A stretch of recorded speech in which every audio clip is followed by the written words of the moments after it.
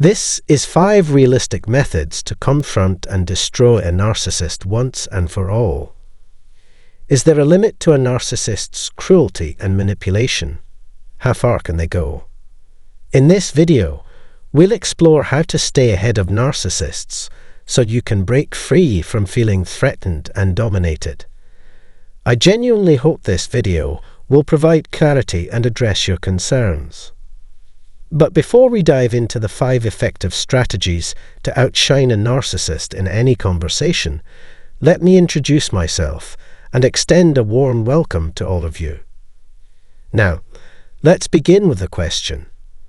When was the last time you attempted to outsmart a narcissist?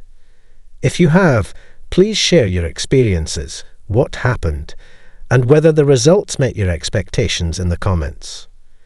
Your insights and feedback can offer strength and guidance to other survivors.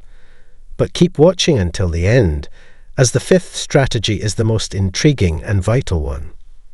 Strategy 1. Stop projecting your own ideals onto the narcissist and focus on their actual characteristics. A common trap is trying to reconcile the narcissist's presence in both good and sorrowful times. You may find yourself struggling with internal conflict, acknowledging a narcissist's toxic traits, yet still drawn to them for the temporary relief they seem to offer from your ongoing pain. This internal battle can lead to justifications for narcissistic behavior due to cognitive and emotional dissonance. You may cling to them out of a perceived lack of other options, presuming that deep down they are good people despite their harmful actions. However, it's important to realize that this perspective is misguided. By giving them more chances than they deserve, you may inadvertently engage in their manipulation and fall into their gaslighting tactics. This mindset isn't conducive, especially in situations like co-parenting or covert conflicts with another parent. It's essential to stop expecting narcissists to fit an idealistic image of yourself or the relationship. This way, you can break free from their spell. Narcissists don't see the value in concepts like friendship, teamwork, open communication, or respect, as they believe they can't contribute or build upon such foundations. They are blind to the possibilities in these areas. When you cease expecting them to fulfill a promising potential and recognize the person they revealed with their dark side, you'll be on the path to liberation. Create some distance between yourself and the situation and start identifying recurring patterns in their behavior. Embrace the joy of life. Observe how they transformed from angels to demons in their attempts to maintain a connection with you, and how their abuse tainted every happy memory of your time together. While facing this harsh reality can be challenging, it's the path to your ultimate liberation. Once you've recognized them as a malevolent force, you'll stand on firmer ground. Don't be deceived by their superficial kindness. Expect them to exhibit the same cruelty, even in the presence of your children. During a covert conflict, they might resort to extreme tactics. The more you can accept their true nature, the greater your control over the relationship, enabling you to navigate whatever challenges they throw your way. Keep in mind that once you've identified the narcissist, they can no longer harm you. Additionally, there's a phenomenon called cognitive resonance that often accompanies trauma bonding and traumatic experiences. The second guideline is to respond to the narcissist without engaging with them. You have the capacity to manage this situation effectively. By understanding the motivations and benefits the other person gains from emotional manipulation, you can shield yourself from their tactics. Once you establish this connection and transition from reacting to responding, the narcissist will lose their power to provoke you. For instance, when you receive a malicious message from a narcissist in which they shift all the blame onto you and attempt to make you feel responsible for their problems, you should respond while maintaining your composure. They may insist on receiving an explanation for your actions, which can draw you further into their web. Instead, If you choose to respond, you'll selectively address the most pertinent details in their message. For example, you might choose to respond to one parent's message if it pertains to the children's pick-up and drop-off times, while ignoring the other parent and archiving their messages as evidence for any future disputes. It's imperative to prioritize your emotional control and logical decision-making. When dealing with a narcissist, it's unwise to rely solely on your emotions. Think of your intellect as an ever-reliable map that guides you. To gain the upper hand against narcissists, consider delving into your emotional reservoir. Becoming proficient in managing your emotions will turn you into a narcissist's worst nightmare. The third principle involves setting clear, unwavering boundaries. Listen closely. The absence of boundaries is akin to self-sabotage. I understand the difficulty of establishing boundaries with a narcissist, but it's in your best interest to do so. You must go to great lengths to rein in this unruly force. Your adversary is not only a narcissist, but also a troublemaker and an insufferable individual. Yielding an inch to them allows them to take a mile.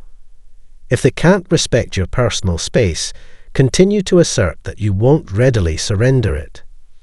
By failing to set boundaries, you are laying the groundwork for persistent pain in your life. Relying on them to respect your sovereignty is futile. Don't waste your time expecting anything from a narcissist.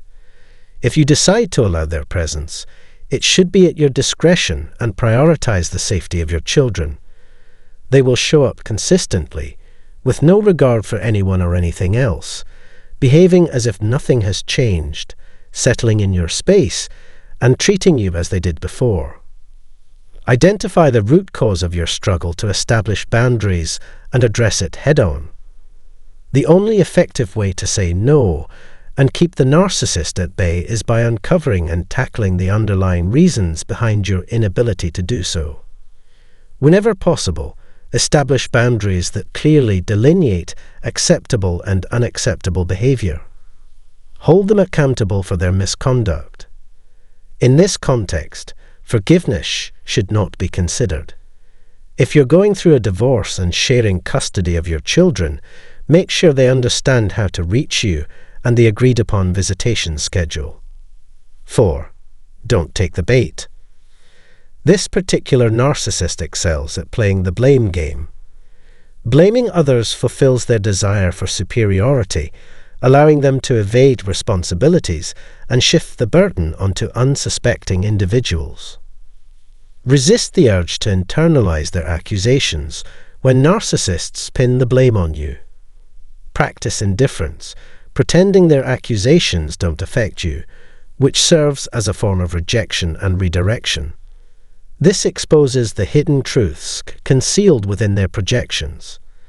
By shifting responsibility away from themselves and onto you, they find solace and validation. This in itself is a red flag. They may not even bother to listen to your perspective, hastily jumping to conclusions about your parenting skills, or even fabricating stories to tarnish your image. Prove them wrong by focusing on raising responsible children. Let them voice their opinions, as they offer no constructive insights. Here's a different perspective. Why lend an ear to someone emotionally distant and biased? Their judgments of you are wholly rooted in their personal prejudices and presumptions, rendering them largely inaccurate. In your heart, you know their true nature, despite their denials. This aligns with the first point, accepting them for who they are. Once you've triumphed over them, you'll be able to chuckle at their expense. Now let's explore the fifth and final point. Utilize their vulnerabilities as a source of strength. To truly comprehend the narcissist's character, maintain emotional detachment and observe their predictable, recurring behavior objectively. If you can keep your emotions in check long enough to study a narcissist objectively, you will gain the ability to anticipate their responses and triggers with remarkable accuracy. You may find it possible to influence some of their behavior by implementing the strategies I've just outlined.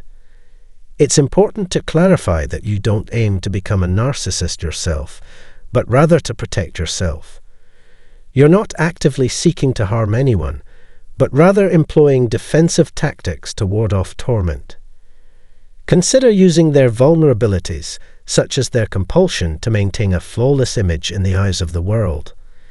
Discover what they desire from you and find a way to provide it while ensuring your own needs are met.